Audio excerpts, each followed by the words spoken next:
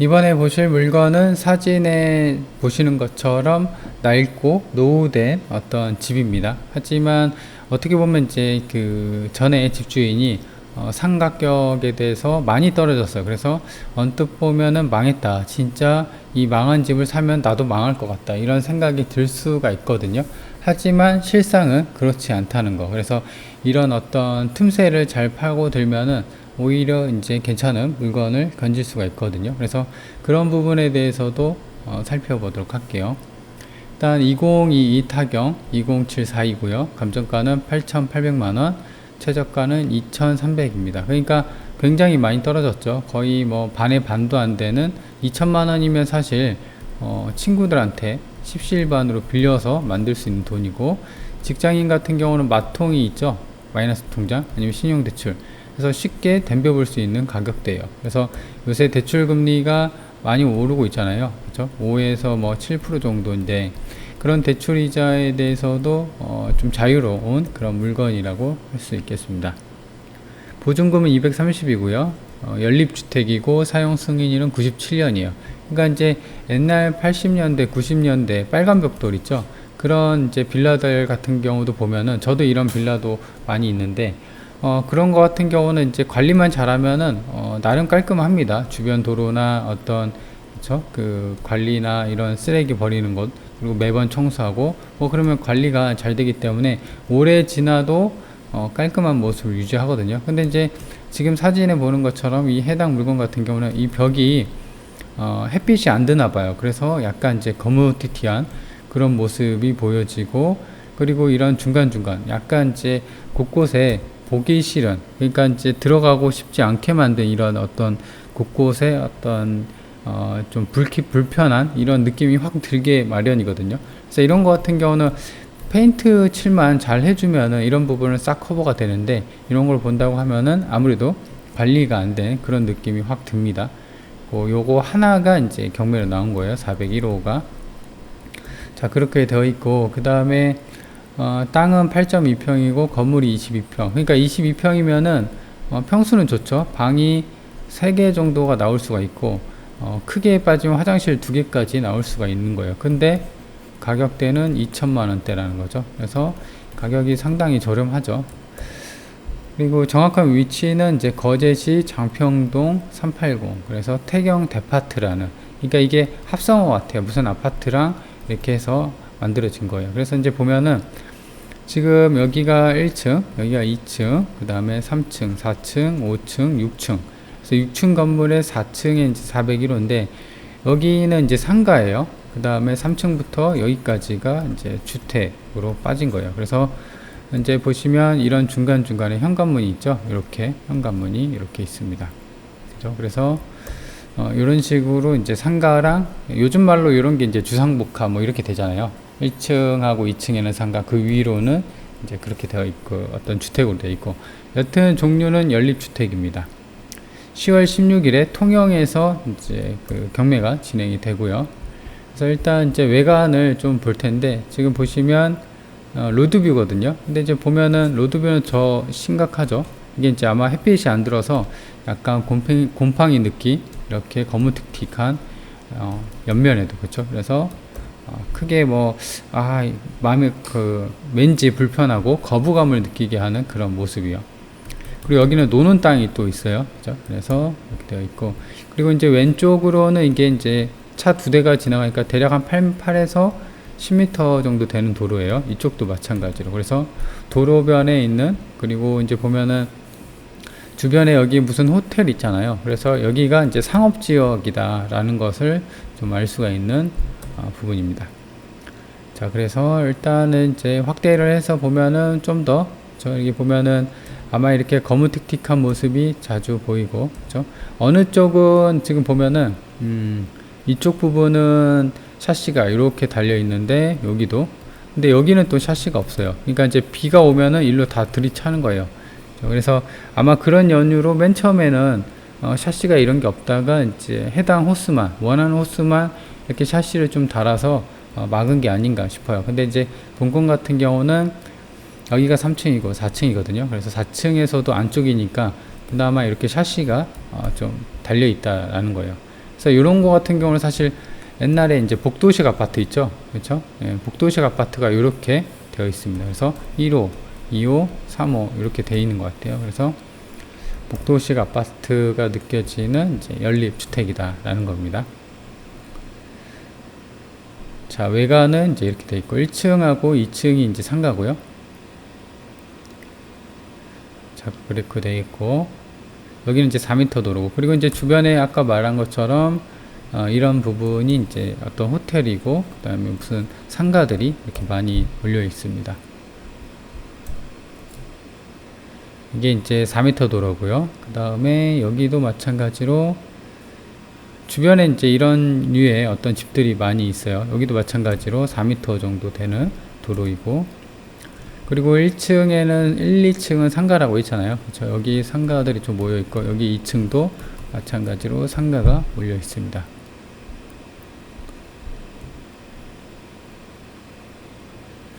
자, 그렇게 돼서 이제 측면을 한번 보도록 할게요. 측면 같은 경우는 여기도 마찬가지로 벽면이 대체적으로 이제 어떤 관리가 미흡한, 그러니까 이제 쓰는 부분만 좀 이렇게 써서 상가를 놓고 이렇게 쓰는 느낌이 들고요. 그죠? 그리고 이제 주변에 보면은 이제 신축, 그러니까 이제 보면은 여기 측면이긴 한데 여기도 샤시를 달았네요. 그래서 주변에 보면은 이제 대부분 이런 류의 건물들이 많아요. 여기도 마찬가지고요. 그렇죠? 여기 측면에도 이제 호텔이나 이런 게 많이 있습니다. 그리고 측면을 좀 보도록 할게요. 그리고 여기도 또 새 건물이 좀 보여지죠. 그래서 아마도 여기가 상업지구고 위치가 좀 괜찮으니까 이런 식으로 노후된 건물을 뽀개고, 아니면 노는 땅들을 사들였다가 이렇게 건물을 들여서 호텔을 짓거나 주거용이나 아니면 이 해당 건물처럼 주상복합을 만들거나 뭐 그런 식의 어떤 건물을 지어져 있는 위치의 경매 물건이에요. 그리고 여기 보시면 그 주차장이 이렇게 들어가는 입구가 되어 있어요. 그래서 아래쪽으로 들어가는데 들어가는 입구만 살짝 이렇게 페인트 칠하고 이쪽 도로를 새로 낸 것 같아요. 근데 이제 여기랑 색이 달라 보이죠. 그래서 최근에 좀 수리한 게 아닌가, 지하 주차장은 그런 느낌이 들게 합니다. 자, 그래서 주변에 보면은 이제 상업지역답게 여러 가지 어떤 상업 시설이 되어 있고, 측면도 마찬가지로 약간 그 거무틱틱한 그런 느낌이 듭니다. 자, 그래서 일단 이제 그 외관이랑 이런 걸 좀 살펴봤고요. 그래서 이제 내부나 이런 걸 좀 살펴보도록 할게요. 그래서 이제 현관이고요. 여기가 이제 401호예요. 그래서 보면 벽면이랑 이제 바닥 같은 경우도 이제 이런 식으로 보통 이제 타일이 깔렸네요. 그죠? 대리석이 아닌 타일이 이런 식으로 깔린 것 같고, 천장이랑 그 다음에 어떤 벽면 이렇게 세월의 흔적이 고스란히 느껴지는, 보통 이런 경우 같은 경우는 이제 복도시형 아파트잖아요. 근데 희한하게 연립주택으로 빠졌다라는 겁니다. 평면들을 보면은 여기가 이제 401호고요. 그 다음 2호, 3호, 4호, 그 안쪽까지 5호. 한 층에 대략 한 5개 호가 거주하는 4층 호별이에요.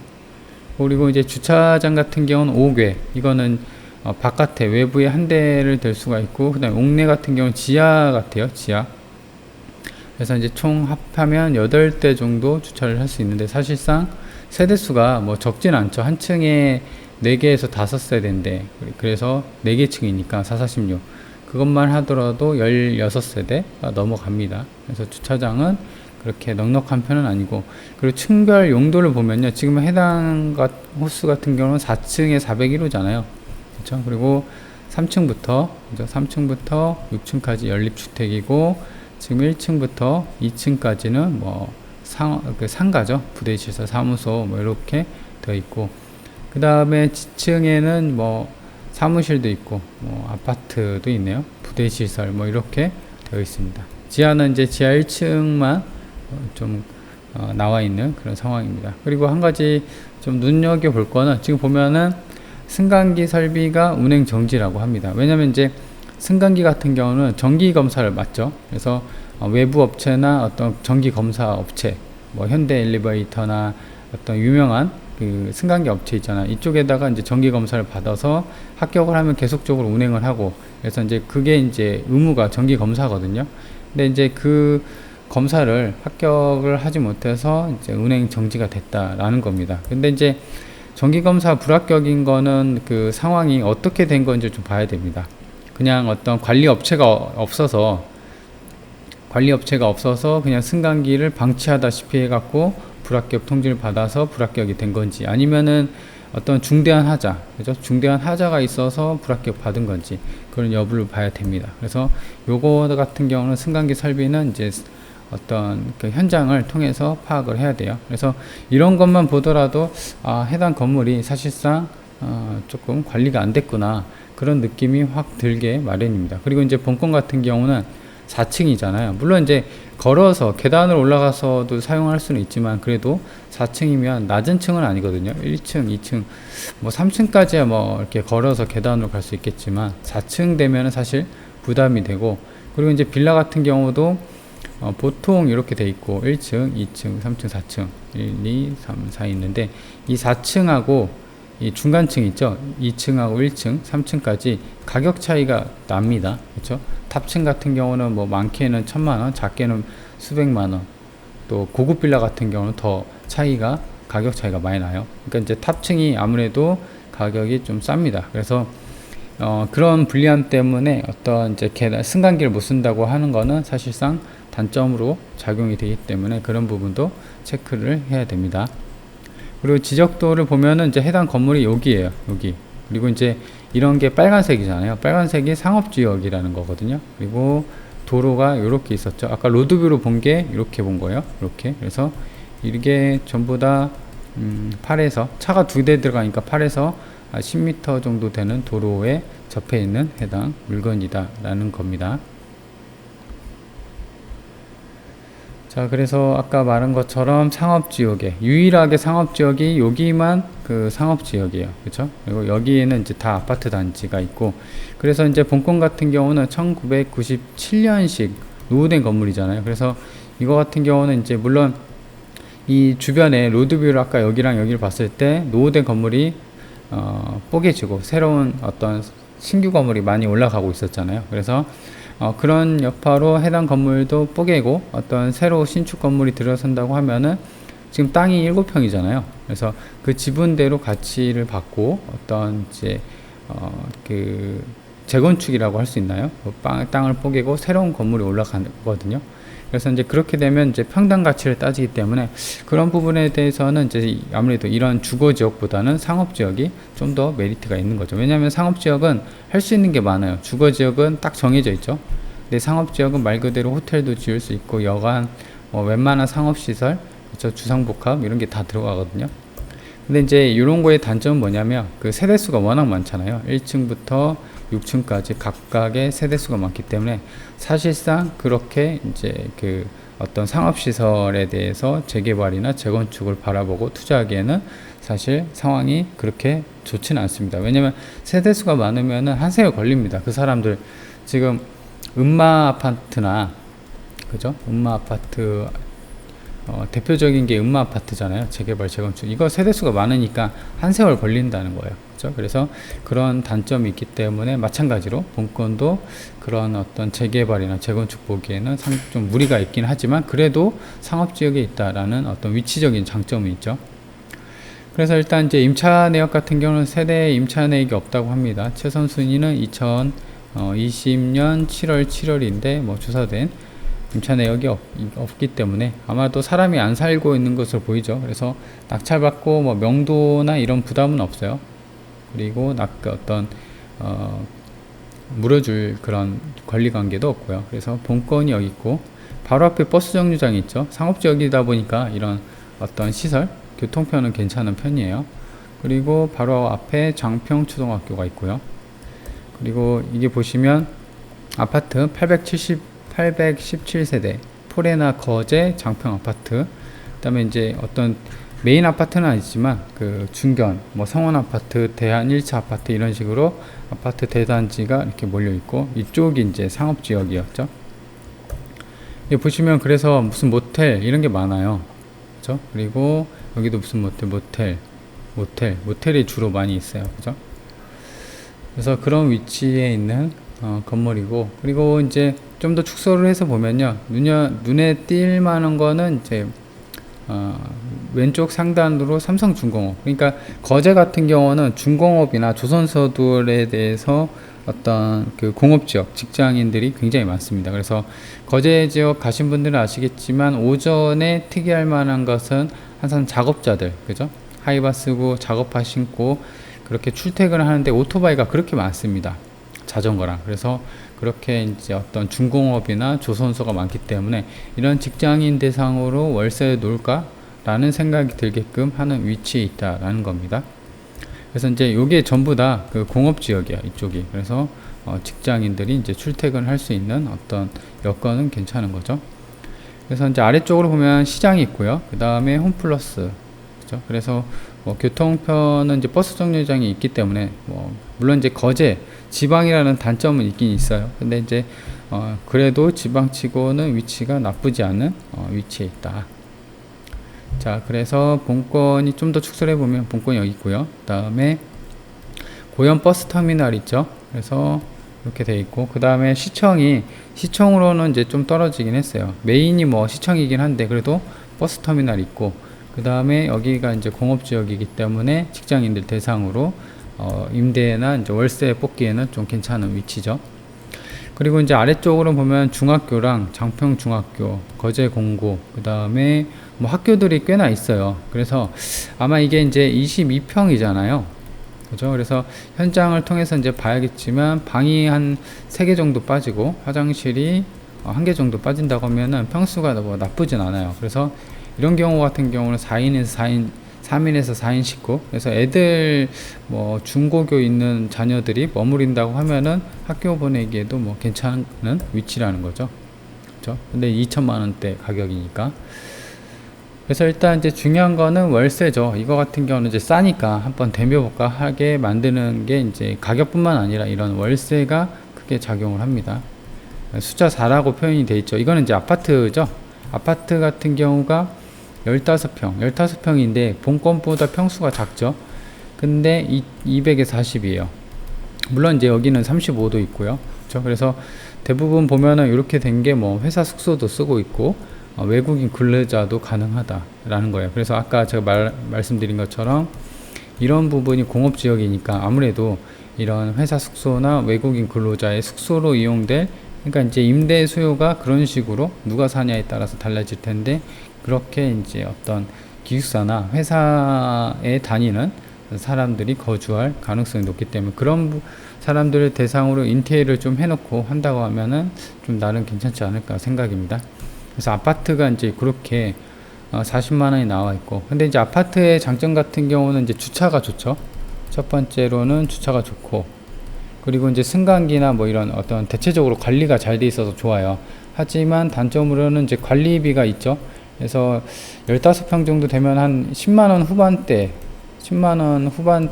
아니면 10만원 초반대 정도 되는 관리비가 있을 거예요. 그래서 사실상 20에서 40이 아니라 50에서 한 60 정도에 사는 거다라는 겁니다. 그래서 이제 그런 게 있고, 본권 같은 경우 이거보다 또 평수가 크죠. 22평이니까. 하지만 이제 연립주택 같은 경우는 관리비가 그렇게 많지는 않아요. 그냥 청소 관리비만 있어야 되는데, 지금 같은 경우는 건물 외관이나 이런 걸 보면은 크게 청소나 이런 어떤 현장을 가보면 이제 그렇지 않지만 막상 가보니까 관리가 되어 있다 라고 한다고 하면은 그래도 어떤 관리비가 몇만 원 정도 나오겠죠. 그래서 그런 거에 비해서는 평수가 더 크고 오히려 관리비가 좀 적게 드는 게 아파트하고 비교했을 때 그렇게 장단점이 있습니다. 그래서 이런 거는 선택의 문제예요. 그래서 들어오려는 사람이 아무래도 이제 거주 비용이 좀 비싸더라도 나는 주차 편하고 그 다음에 살기 편한 아파트를 선호한다 라고 하면 일로 가는 거고, 그래도 나는 주거 관리비나 월세나 부담이 되기 때문에 좀 싼 데를 원한다 하면은 본권이 좀 나을 수도 있겠죠. 그래서 아무래도 임대 경쟁력을 맞추려면 해당 물건이 방이 3개라고 하면은 거기에 대해서 주거 환경, 그러니까 이제 그 싱크대나 어떤 그 주방, 화장실, 방이나 이런 거에 대해서 옵션도 맞춰주거나 그런 식으로 인테리어를 좀 깔끔하게 해놓는 게 어떤 이런 주변 경쟁 매물에 대해서 임대 경쟁력을 높이는 방법입니다. 그래서 이제 40 정도가 이렇게 나와 있고, 그렇게 된다고 하면 본권도 그래도 최소 40은 받지 않을까 라는 생각입니다. 본권이 여기 있고 이 숫자 1로 돼 있죠. 이것도 마찬가지로 14평인데 300에 40이고, 근데 이거 같은 경우 오피스텔이요.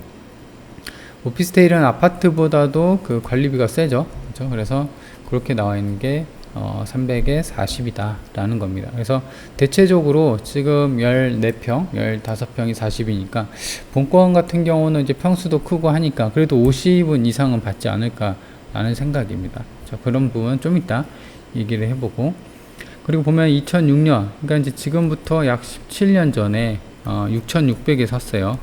그죠? 뭐 나쁘지 않은 가격이라고 저는 생각을 하는데, 여튼 샀는데 지금으로서는 감정가가 지금 8,800이고 한 번 더 유찰이 돼서 2,200이 된 거예요. 그래서 이렇게 산 사람은 결국에 망한 거냐 라고 할 수 있는데, 그런 건 아니죠. 제 생각에는 주변에 보세요.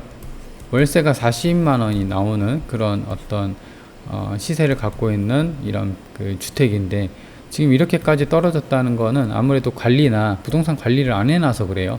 그렇죠? 그래서 이런 부분을 잘 체크하고 어떤 이제 틈새를 본다고 하면은 아무래도 경매로 좀 더 돈을 벌 수 있는 기회가 많다는 거죠. 왜냐면 이런 거 같은 경우는 싼데 사람들이 사진만 딱 보고는 거의 기피를 하거든요. 잘 안 사요. 반지하도 막 딱 봤을 때 막 위치를 떠나서 상태가 안 좋은 사람들 다 피하거든요. 그러면 여기서 한 번 떨어질 게, 그죠? 한 번 떨어질 게 2회 유찰되고 그다음 3회 유찰되는 거예요. 그래서 그만큼 많이 싸지는 거거든요. 그래서 저도 이런 거를 이제 잘 알고 있기 때문에 사실상 반지하나, 그쵸? 반지하나 상가 같은 경우도 막 공실 두렵잖아요. 그래서 이런 거 같은 경우도 거저 사는 거예요. 2회, 3회, 4회 막 반가격 돼 있는데도 안 사니까. 그래서 이런 거를 잘 노린다고 하는 게 사실상 경매로 이제 돈을 버는 거예요.